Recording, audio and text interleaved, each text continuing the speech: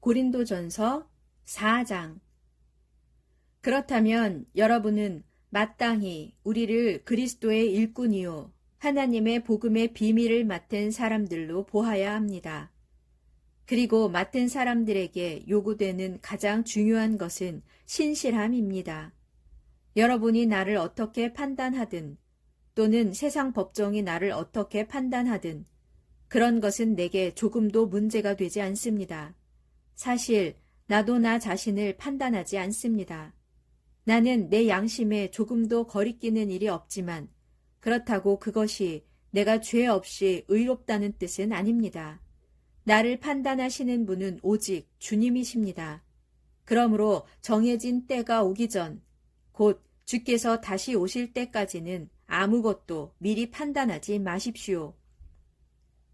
주께서 오시면 어둠 속에 감추어져 있던 모든 것들을 밝히 드러내실 것입니다. 또한 우리 마음속 깊은 곳의 생각들까지도 다 드러내실 것입니다. 그때에 각 사람은 하나님께로부터 칭찬을 받을 것입니다. 형제들이여, 나는 지금까지 여러분의 이해를 돕기 위해 아볼로와 나의 경우를 예로 들어 설명했습니다. 그렇게 한 것은 여러분이 우리의 경우를 통해 기록된 것을 넘어서지 말라는 격언의 의미를 제대로 배워서 어느 한쪽을 편드는 가운데 다른 쪽을 얕보거나 대적하면서 우쭐대는 교만에 빠지지 않게 하려는 것입니다. 생각해 보십시오. 여러분에게는 특별하게 내세울 것이 무엇이 있습니까? 여러분이 가진 것들 가운데 하나라도 하나님께 받지 않은 것이 있습니까? 여러분이 가진 것들이 모두 하나님께 받은 것이라면 어떻게 받지 않은 것처럼 그렇게 자랑하고 잘난 체 할 수 있습니까? 여러분은 이미 원하는 것을 다 가졌고 이미 배가 불렀습니다. 우리를 제쳐놓고 여러분은 벌써 왕이 되었습니다. 여러분이 정말 왕처럼 되었으면 좋겠습니다. 그러면 우리도 여러분과 더불어 왕 노릇을 할 수 있을 테니 말입니다. 그러나 내가 생각하기에 그렇지 않습니다. 오히려 하나님께서는 사도들인 우리를 죽이기로 작정한 원형 경기장의 죄수들처럼 가장 보잘것없는 맨 끝자리에 두셨으므로 우리가 온 세상의 구경거리가 되었습니다. 사람들은 물론이고 심지어 천사들에게까지 구경거리가 되었습니다. 우리는 그리스도로 인해 어리석은 바보가 되었지만 여러분은 그리스도 안에서 지혜로운 자들이 되었습니다.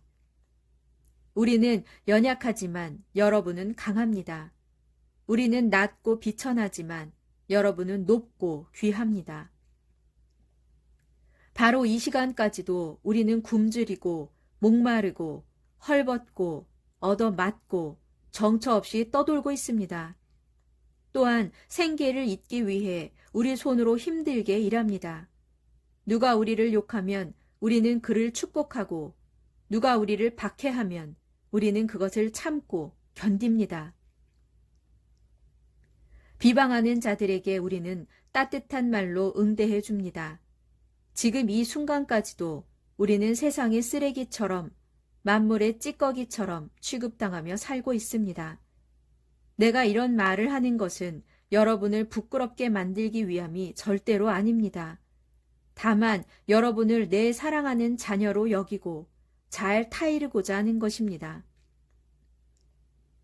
교사는 1만 명이 있을 수도 있지만 아버지는 단 한 사람일 수밖에 없습니다.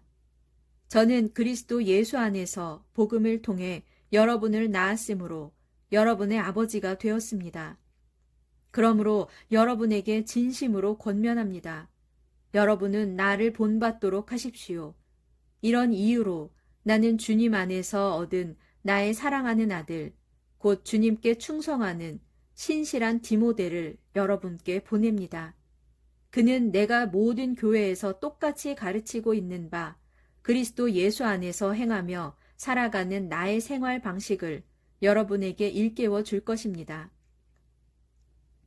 여러분 중에는 내가 여러분을 찾아가지 않을 줄 알고 교만하게 행동하는 사람이 있습니다. 그러나 주님께서 허락하신다면 나는 곧장 여러분에게로 달려갈 것입니다. 그래서 교만한 사람들이 그냥 말로만 큰 소리를 치는 것인지 아니면 참으로 능력을 가지고 있는 것인지 직접 확인해 볼 생각입니다. 하나님의 나라는 말에 있지 않고 오직 능력에 있기 때문입니다. 여러분은 어느 편을 택하겠습니까? 내가 여러분에게 채찍을 들고 가는 것이 좋겠습니까?